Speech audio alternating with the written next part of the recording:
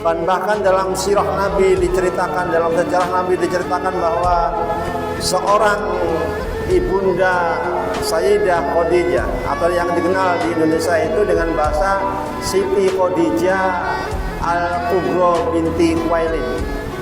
Jadi istri Nabi yang pertama adalah seorang wanita yang sempurna, dan bahkan kesempurnaannya itu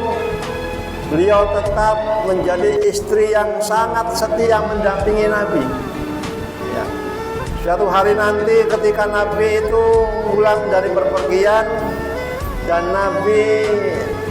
disambut oleh istri tercintanya yaitu Ibunda Khadijah. Dan Ibunda Khadijah segera mempersilahkan Nabi untuk masuk, dan beliau tahu bahwa suaminya adalah suami yang baik, dan melihat baru datang tentu dalam kondisi kelelahan dan kelelahan, dan dia pun tahu bahwa apa yang harus dilakukan yaitu mempersiapkan apa untuk memberikan makanan atau minuman untuk suami yang tercinta.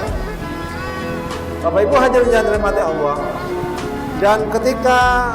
Ibunda Khadijah kemudian pergi ke tempat di mana ada makanan dan minuman,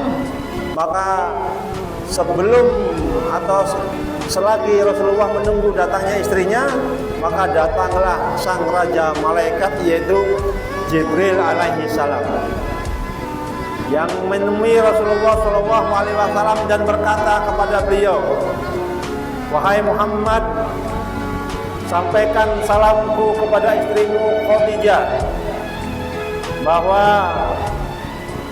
istrimu Sayyidah Khadijah Al-Kubra binti Khuwailid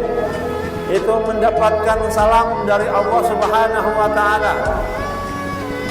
dan juga salam dari saya yaitu malaikat Jibril alaihi salam. Dan sampaikan pula kepada beliau bahwa Ibunda Khadijah Al-Kubra ini Allah telah menyediakan untuknya balasan di surga, yaitu berupa bangunan rumah yang terbuat dari emas dan intan berlian." Bapak Ibu hadirin yang dirahmati Allah Subhanahu wa taala, itulah kabar yang disampaikan oleh sang raja malaikat Jibril alaihi salam kepada